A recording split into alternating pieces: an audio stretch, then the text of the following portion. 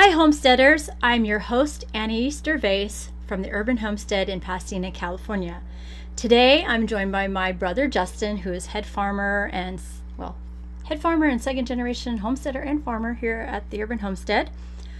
We're going to call this episode Homestead Happenings, and what a crazy last few weeks it's been weather-wise. Today it's somewhat smoky still from all the fires burning, so we hope everyone is safe and well, especially here in the western part of the states. The fires have really ravaged the forests and the towns, and just it's heartbreaking, and we've been socked in with smoke pollution, and so it's been pretty crazy. So it's changing times for sure, with weather and fires and everything else. So speaking of just the pollution, the smoke pollution and the fires, one thing that we've been dealing with, it is fall. We had the first day of fall just last week. We're dealing with a heat wave of sorts. And so, Justin, tell me, how's that affecting the garden right now? Well, we had talked about it, I think, with the last episode about taking out some of the summer crops and turning over to fall. And the issue is that we planted a bunch of fall crops, and the heat sort of singed them. It was like 3 or 4 days of triple digits. Was 115? No, that was Labor Day. This just past week. Yeah. This past week was 105. Yeah, it was like 100. It was 99, 100, 105, 99, and I think it was 95 today. So obviously we just put a lot of water on there, but the peas got singed. Poor babies. Yeah, they were like 6 inches tall. They're looking good, and tried to water them, but the heat was too much. I saw some bagrata bugs come out and damage some of the arugula. We have some cucumber beds that are still growing. The Tromboncino squash love it.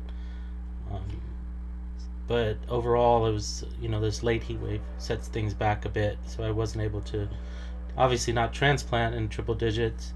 I was able to plant some seeds and... So yeah, what is growing on in the garden? So you're saying what was coming in and what's going out. So what's going out, I saw a lot of the cherry tomatoes, the wall of cherry tomatoes, the tower of cherry tomatoes finally fell. They were 10 feet tall, and then they came all the way back down to the bottom. So we pulled out our last cherry tomatoes today. It's going to go to salad mix. We finally got salad mix available for the farm boxes. So we had a nice harvest in the shade, northern side of the house. So yeah, what are the challenges? So we're going in the transition between summer, which is hanging on, to fall. So what are some of the challenges when it comes to growing the vegetables and stuff like that in that transition part? If I had more space, I'd leave things up a little bit longer, because the volunteers took down the pole beans, and they got a couple pounds left, and they had some flowers on there. I was like, okay, but then the spider mites started coming in with the heat. There was a bunch of spider mites getting the beans and the tomatoes. So spider mites, what are those for people who don't know, and how can they, if their garden gets infested with spider mites, how can they control them? How do you control them? Well, I can't. I haven't found anything organically that controls them. This year, surprisingly, they came in October. Usually they come in September, so I think it was a little bit better management, a little bit better compost, a little bit better soil. So I was happy that they weren't as bad, but they started coming in with this final heat wave, and I could see them on the tomatoes and the cucumbers. They're little tiny, itsy bitsy red, basically spider-looking things. And what do they attack? You said tomatoes and cucumbers. They suck the leaves out of suck the juice or suck the moisture out of the tomatoes, cucumbers, beans. Those are the big three. It's at the end of the season, so I'm not really concerned with it. And I talked about it before. I could spend $100 in organic, OMRI listed neem oil and kill it, and I get an extra week maybe of harvest. So it's always a challenge to say, well, when do you spray? When do you just pull it up? I'm happy that we got this far without any spraying or of any kind, and it was able to tolerate or manage the damage a little bit better. But they did definitely come in. They came in strong this last few weeks. So anything new you're growing this fall that you're gonna maybe try that you didn't try last fall? In terms of, or just gonna... Oh, broccoli rabe was popular last year. Last year. Oh, sorry. In spring, I grew a batch of broccoli rabe. We used to grow it years and years ago. And it was so popular on the farm box list that this time I got a jump on it. So I'm planting it in fall, and hopefully it'll last twice as long. I got some shallots and some green onions that are very popular on the farm box list. Trying to grow more of those, and obviously our salad mix is always popular. And I see some radishes growing, and of course, like you said, the trombocino squash, which is our favorite. If you haven't noticed or haven't known this from listening to the podcast episodes, the trombocino squash is one of our favorite squashes here at the Urban Homestead, because it's one squash and it has two uses. When they're green and small, you can eat them like zucchini, and when they get large and the shell turns hard and like orange tan and dry, you can eat it like a butternut. So for you get a lot of bang for your buck for one little squash. So we love that. Blossoms And the squash blossoms, yeah. So we love that, and you can see pictures on our probably Instagram and Facebook. So let's see. So with all the greens, the stuff that's coming down from the summer crops, I see, like I said, the tower tomatoes, and there's a lot of green waste. So I would say, what was it, from June to probably now, the yard was pretty much the same, stable, not really taking down. So this is a big transition time where you can't see across the yard. Now you can, because you're taking all the tall things that grew for the summer. So there's a lot of green waste. So what are you doing with the green waste? I know one of our volunteers is an avid composter, and he's really been helping here at the homestead, managing, I guess you would say, the compost pile. So you told me the story about how you took down the tomatoes the other day, and within 2 weeks, how many bins of green material just got composted in like 2 weeks? Yeah, it was incredible. There's still piles scattered around the yard because there's only so much space in the compost pile, but thanks to Sanjay, we're able to compost a lot quicker and faster than we used to, and there's a lot of turnover, which is great. So then the compost matures faster or decomposes faster, so that helps. There's always the issue of where to put it. The other day it was like 10 trash cans full of compost. I'm like, oh, what am I gonna do with that? But then all the containers need to be replenished, the raised beds need to be topped off. So far we found homes for all our soil. But at one point we're at the top of the raised beds and running out of containers, so we'll cross that bridge when we come to it.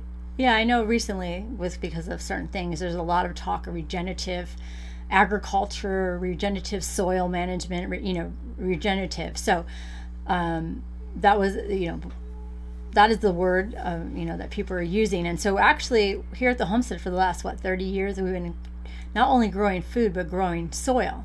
Can you tell us a little bit more about that? Like, how you mean?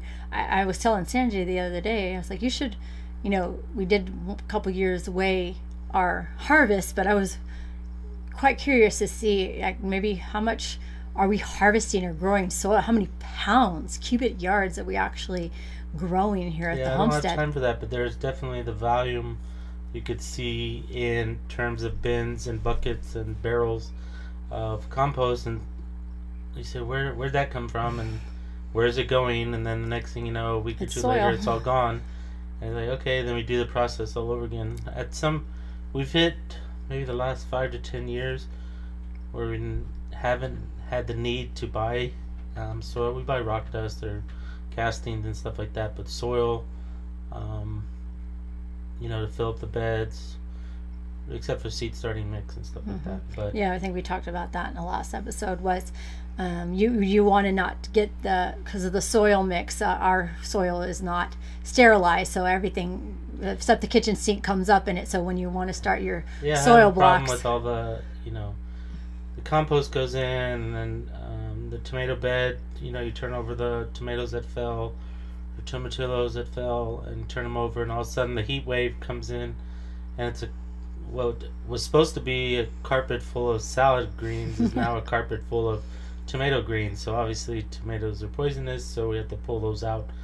That because they're mixed in with the mesclun. Yeah, because it should be cooler and they shouldn't have grown as fast. But with the heat, tomatoes were like, thank you very much, and they sort of took off because we're turning over the tomato beds, and obviously tomatoes fell, and we're water, heat, tomatoes. Boom. So the amaranth, I have an issue with pulling that out, but at least I can use it in the salad mix. But tomatoes I can't use in the salad mix. Right. So some other things that have been going on in the homestead.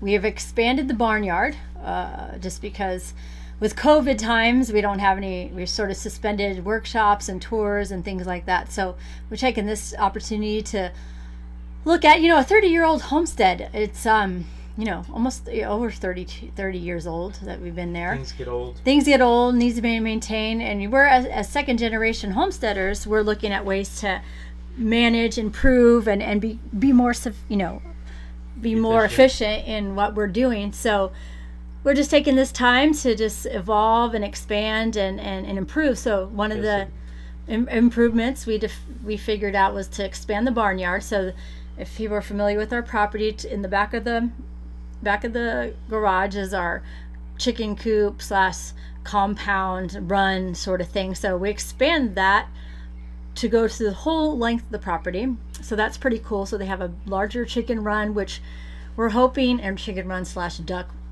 run, because the chickens and ducks live together. We're hoping maybe come spring that we'll bring back goats to the homestead, meaning we had goats for over 10 years. Did you talk about the new ducks? I haven't done that talk yet, but yeah. So we've had goats for about 12 years, and they passed away of old age.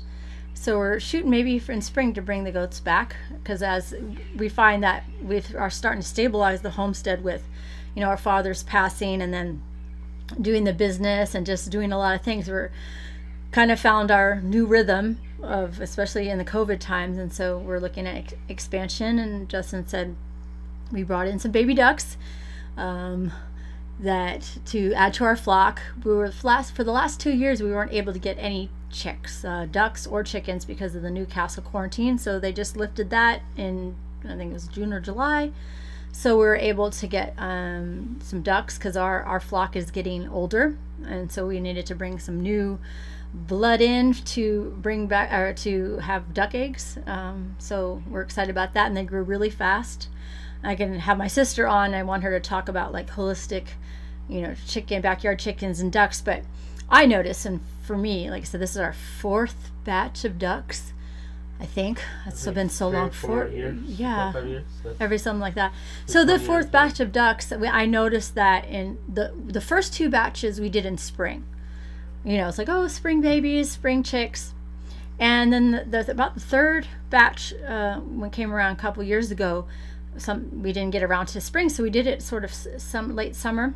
And I noticed that last time that the ducks were really healthy and they grew really fast. And again, it looked like this time around, same thing. I don't know what it is. They seem to grow overnight. They're a little over 3 weeks, and they look like little dinosaurs. They just exploded. And everybody's like, those are the same ducks? I'm like, yeah. They're like, no, they're not. They were just so tiny. And I'm like, no, they are the same ducks. So it's been cool to have babies back on here on the homestead. And I want to been researching about making improvements. So one of the improvements to the barnyard compound would be a duck aquaponics system, which would be pretty cool. I've been looking at that, so that we don't have to change the water every time. So like I said, looking at expanding, evolving, and so that's always fun to just challenge ourselves to do things like that. And in the garden front, Justin, you put up in a greenhouse. Tell us a little bit about that.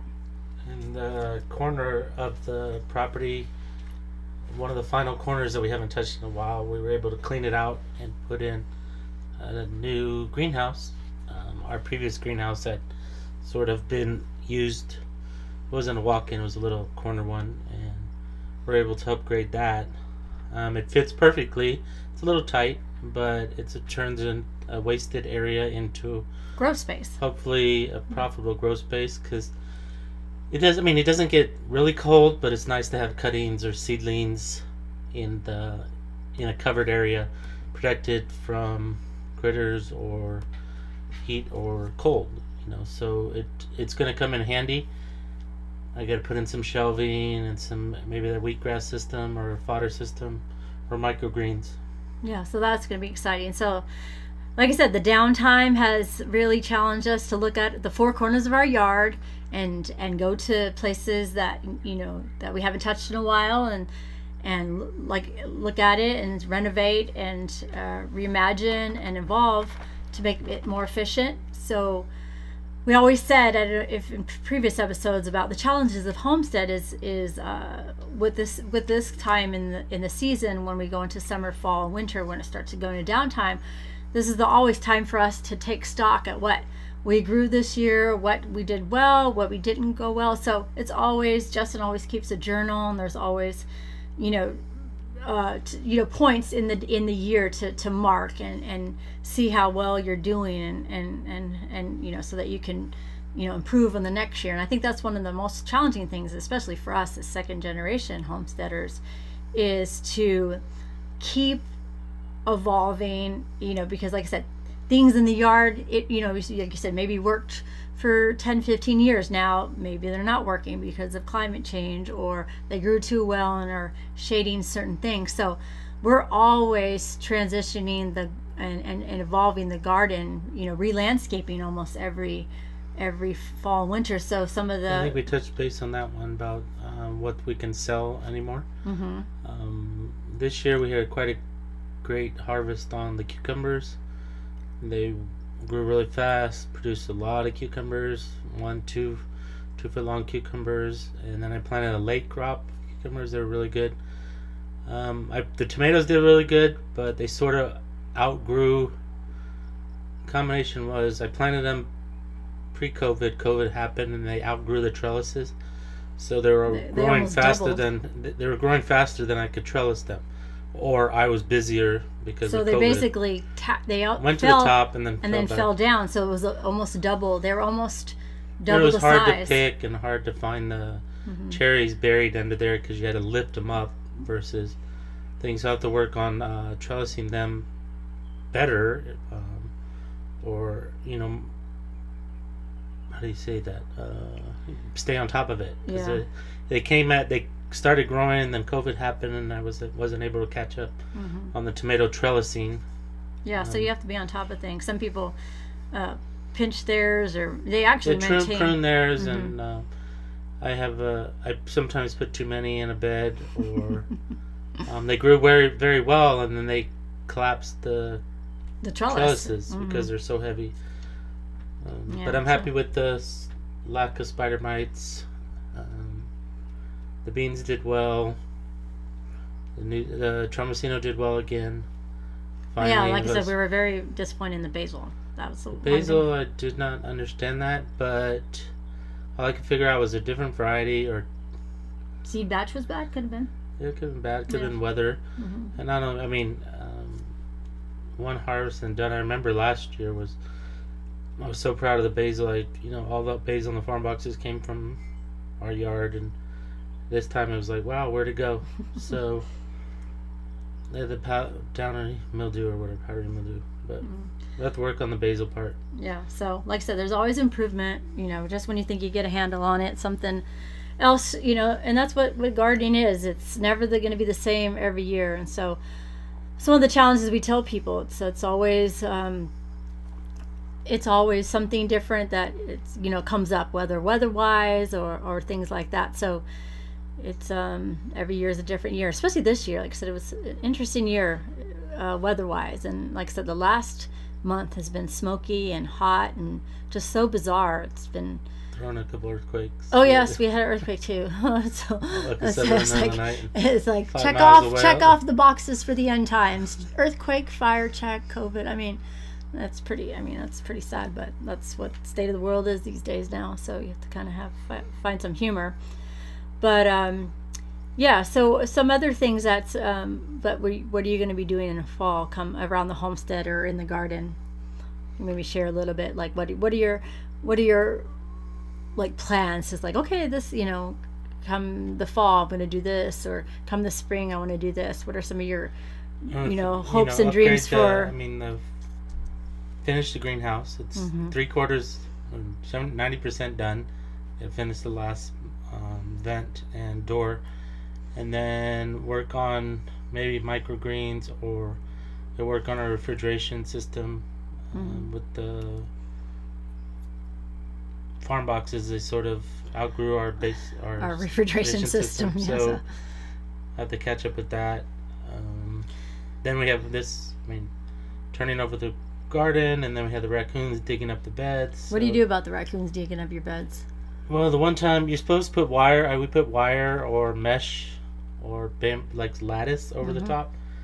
And because of the compost that we added have grubs or worms, the raccoons are like, thank you very much. So the freshly planted beds, if you don't cover them with wire, stuff like that, the raccoons come at cute little three little siblings come in at night and they demolish it. So I keep putting wire on there, and they keep finding with their little bitty hands, they keep getting underneath it or in the corners. So I put more wires, and then now I put some road covers on top, and then that might stop it. Hopefully they don't rip the covers.